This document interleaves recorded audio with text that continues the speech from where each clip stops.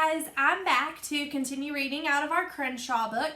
And when we stopped yesterday, we had just ended part 2. So we will start part 3 today. The world is so you have something to stand on. It occurred to me that Crenshaw's return, the night of the kiddie bubble bath, as I came to think of it, might be a sign that I was right about my parents. It was coming again. The moving, the craziness, maybe even the homelessness. I told myself I'd just have to face the facts and make the best of it. It wouldn't be the first time we'd hit a rough spot. Still, and all, I'd been hoping to get Miss Leach for 5th grade. Everybody said she liked to explode stuff for science experiments, and Marisol and I had our dog walking business going pretty well. And I'd been looking forward to trying out the new skate park when they got it built in January. And maybe even doing rec soccer, if we could come up with the money for a uniform. It would be easier for Robin. You could move her anywhere and she'd be fine. She made friends in an instant. She didn't have to worry about real stuff. She was still a kid. I lay on my mattress as the list of things I was going to miss kept getting longer. I told my brain to take a time out. Sometimes that actually works. Not so much this round. Last year, my principal told me I was an old soul. I asked what that meant, and he said I seemed wise beyond my years.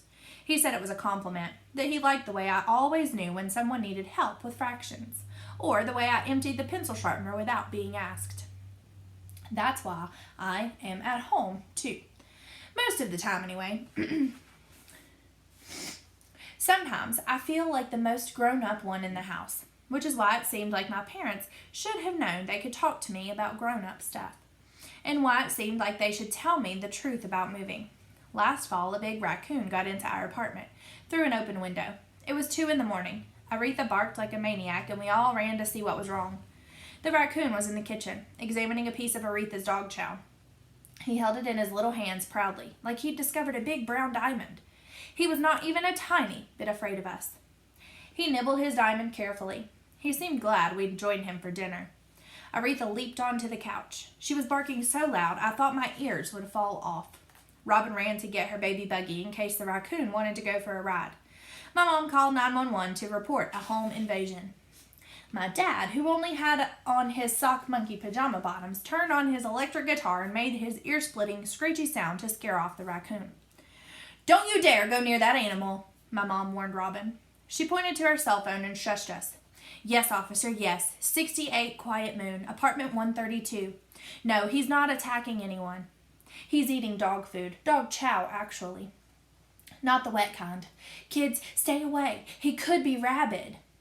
"He's not a rabbit, Mommy," Robin said as she wheeled her baby buggy in circles around the living room. "I'm pretty sure he's a beaver." For a while, I just watched them all go crazy. It was kind of entertaining. Finally, I whistled. I have a really good whistle for a kid. I use my pinky fingers. Everyone stopped and stared, even the raccoon. "Guys, just sit on the couch," I said. "I've got this." I walked to the front door and opened it. That's all I did. Just opened it. Fog drifted. Frogs chatted. The waiting world was calm. Everyone sat on the couch. I kept Aretha quiet with her squirrel chew toy. It was covered with dog slobber. We watched the raccoon finish his food. When he was done, he waddled past us like he owned the place and headed for the open door. He glanced over his shoulder before he left. I could almost hear him muttering, "Next time I go to a different place. This family is nuts." Lately, I felt like I was always on alert for the next raccoon invasion. Chapter 33. Saturday morning, I woke up, went into the living room, and found a big empty spot where our TV had been. The room looked naked without it. My dad was making breakfast, pancakes and bacon. We hadn't had pancakes and bacon in a really long time. Robin was sitting at the kitchen table. Aretha was drooling, and Robin's chin was gooey with syrup. Daddy made my pancakes shaped like ours for Robin. "Do you have a letter preference?" my dad asked me. He was using his cane, which meant he wasn't feeling great. "You okay?" I asked. "The cane?" He shrugged. "Just a little insurance policy." I hugged him. "Plain old circle pancakes would be great," I said. "Where's Mom?" "Picked up an extra breakfast shift at Toast." "Daddy sold the TV to Marisol," Robin said. She jutted out her lower lip to make sure we knew she wasn't happy. Marisol, I repeated. I saw her dad while I was taking out the trash, my dad said as he poured perfect circles of batter into a pan. We were talking about the game today and how his TV had conked out, and one thing led to another. He had the cash, I had the TV, and the rest is history. But how are you and I going to watch the game? I asked. We're going to Best Buy it. I grabbed a strip of bacon. What's that mean? My dad adjusted the heat on the stove. You'll see. Where there's a will, there's a way. Aretha liked watching Curious George, said Robin. She set down her plate and Aretha licked it clean. You may be interested to hear that Curious George began his existence as a character in a book, said my dad as he flipped a pancake. In any case, this family needs to spend more quality time together. You know, play cards maybe, or Monopoly. I like Chutes and Ladders, said Robin. Me too. My dad tossed a little chunk of bacon to Aretha. Too much TV rots your brain. You love TV, I said while I started loading the dishwasher. That's because TV's already rotted it. There's still hope for you two. It didn't take long for my breakfast to be ready. Nice work on the pancakes, I said. Thanks. I do have a certain flair. My dad pointed his spatula at me. I saw Marisol when Carlos and I were carrying in the TV. She said to remind you about the Gouchers dachshunds. Yeah, we're walking them tomorrow. Are dachshunds wiener dogs? Robin asked. Yes, ma'am. My dad nodded. You know, Jax, I haven't seen much of Dewan or Ryan or anybody else lately. What's up with that? I don't know. Dewan and Ryan are doing soccer camp. Everybody does different stuff in the summer. My dad put some dishes in the sink. His back was turned to me. I'm really sorry about soccer camp, Jax. Just couldn't swing it. No biggie, I said. I'm kind of growing out of soccer. Yeah, my dad said softly. That happens. I stared at the sweet steam spinning from my pancakes. I tried hard not to think about Marisol watching our TV, feeling sorry for us while we played Chutes and Ladders and ate bran cereal out of a T-ball cap. Then I tried not to be annoyed at myself for worrying about something so unimportant. I grabbed my fork and knife and sliced up my pancakes. Whoa, said my dad. Ease up, Zorro. I looked up confused. Who's Zorro? Masked guy, good with swords. My dad pointed to my plate. You were getting a little carried away with the slice and dice action. I looked down at my pancakes. It was true. I destroyed them pretty well, but that wasn't what got my attention. In the middle of the plate, surrounded by maple syrup mush, were slices of pancake, neatly forming 8 letters. Crenshaw. Maybe it was my imagination. Maybe not. In any case, I scarfed them down before anyone could notice. Chapter 34. After my mom came home, my dad and I headed for Best Buy. We stopped at the bank, and while my dad stood in line, I grabbed 2 free suckers, one for me and one for Robin. I always pick purple. If there are no purples, reds are pretty good. I'm not a big fan of yellows. We were lucky to live in Northern California, I figured. It's really beautiful, except for when there are wildfires or mudslides or earthquakes. Even better, it's a great place to find free food, if you know where to look. The farmer's market at the Civic Center parking lot is a great spot because they give you samples. Things like honey in a straw or peanut brittle. Grocery stores are good too. The ones where they have free cantaloupe pieces on a toothpick. Our local hardware store gives away little bags of popcorn on Saturdays, so that's an option if you get there early enough. If you're hungry, you wouldn't want to live in Alaska, I'll bet. They probably don't have outdoor farmers markets very often. Although in Alaska, they do have grizzly bears. I would very much enjoy meeting one of those guys.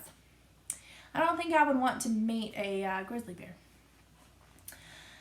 From a nice, safe distance, a grizzly bear's front claws can be 4 inches long. Around here, it's easier to be hungry in winter than in summer. Most people wouldn't expect that, but during the school year, you can get free breakfast and lunch and sometimes after-school snacks. Last year, they stopped having summer school because there wasn't enough money. So that means no breakfast or lunch when school's out. They do have free food at the community center food pantry, but that's pretty far away. My dad doesn't like to go there. He says he doesn't want to take food from people who really need it. But I think maybe he doesn't like to go because everyone in line looks so tired and sad. After the bank, we went to Best Buy, which is this giant store filled with TVs and computers and cell phones and things. There were 2 long rows of TVs. Some were huge, taller than Robin, and every one of them was set to the same channel. I guess there are a lot of Giants fans working at that store. When Matt Cain pitched a curveball, 20 balls flew across 20 screens. One TV sky was a deeper blue. One TV field was a softer green. But the movements were all the same. It was like being in a house of mirrors at the county fair. Lots of people paused to watch the game with us. The clerks watched too, when they could get away with it. When one of them asked my dad if he had any questions about the TVs, he said we were just looking. During the 4th inning, something weird happened. Extremely weird. On everybody else's TV, there were 2 announcers sitting in a booth. They were wearing black headphones, and they were pretty psyched about a triple play. On my TV, there were 2 announcers sitting in a booth. My cat's back there jumping off stuff. They had but on my TV, one of the announcers was a cat. A big cat. Crenshaw, I said under my breath. He was looking right at me. He waved his paw. I looked at my dad's TV. I looked at all the other TVs. None of their announcers were giant cats. Dad, I sort of whisper-gulped the word. Did you see that play? He asked. Amazing! I saw something else, too. Crenshaw was holding up 2 fingers, making rabbit ears behind the other announcer's head. Weird, I thought. A cat having fingers. I'd forgotten Crenshaw had them. Weird, I thought, me worrying about that. You didn't happen to see a cat just now, did you? I asked in a casual voice. Cat? My dad repeated. You mean on the field or something? The cat standing on his head, I said, because that's what Crenshaw was doing. A headstand on the desk. He was good at it, too. My dad grinned. The cat standing on his head, he repeated. He looked at my TV. Right. Just messing with you, I said. My voice was trembling a little. I changed the channel. That new Friskies commercial was on. My dad ruffled my hair. He looked at me. Really looked. In that way only parents can do. You feeling okay, buddy? He asked. I know things have been a little crazy lately. You have no idea, I thought. I smiled an extra big fake smile that I use on my parents sometimes. Totally, I said. The Giants won 3-6. Chapter 35. When the game was over, we drove to Pet Food Express. All the way there, I thought about Crenshaw. There's always a logical explanation, I told myself. Always. Maybe I dozed off for a minute and dreamed him up. Or maybe, just maybe, I was going completely bonkers. My dad was tired from standing so long at Best Buy, so I said I'd go get Aretha's dog food. Smallest, cheapest bag, my dad reminded me. Smallest and cheapest, I nodded. It was cool and quiet inside. I walked past shelf after shelf of dog food. Some contained turkey and cranberries. Some had salmon or tuna or buffalo for dogs who were allergic to chicken. They even had dog food made with kangaroo meat. Near the food, I saw a rack of dog sweaters. They said things like hot dog and I'm a great catch. Next to them were sparkly pet collars with harnesses. Aretha would never be caught dead in one of those, I thought. Pets don't care about sparkles. What a waste of money. I passed a display of dog cookies shaped like bones and cats and squirrels. They looked better than some human cookies. And then, I don't know why, my hand started moving. I grabbed one of those stupid cookies. The cookie was shaped like a cat. Next thing I knew, that cookie was in my pocket. Down the aisle, a clerk in a red vest was on his hands and knees in front of the dog toys. He was wiping up dog pee while a customer's poodle puppy licked his face. Collars are half off, the clerk told me. I kind of froze. Then I said I was just looking. I wondered if he'd seen me take the cookie. It didn't sound like it, but I couldn't be sure. You know, scientists found that dogs maybe really do laugh, I said. My words were spilling fast like pennies from a holy pocket. They make this noise when they're playing. It's not exactly panting, more like a puffing sound, sort of. But they think it could be dog laughter. No kidding, the clerk said. He sounded grumpy, maybe because the puppy had just peed on his shoe.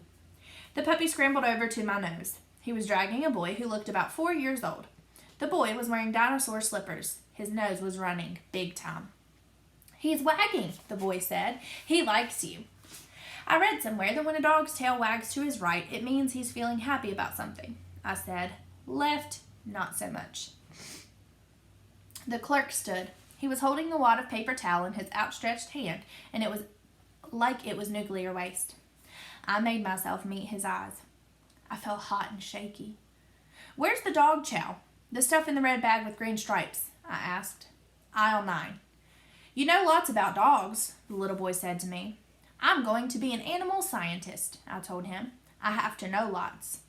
"I have a sore throat, but it's not strep," the boy said, wiping his nose with the back of his hand. "My mama's buying food for King Kong. That's our guinea pig." "Good name." "And this is Turbo. Also a good name." I reached into my pocket and felt the cookie there. My eyes burned and blurred. I sniffled. "You have a cold too?" the boy asked. "Something like that." I let Turbo lick my hand and headed to the back. "He's wagging to the right, I think," the boy called. Okay, and we will start on chapter 36 tomorrow. Bye, guys. Have a good day.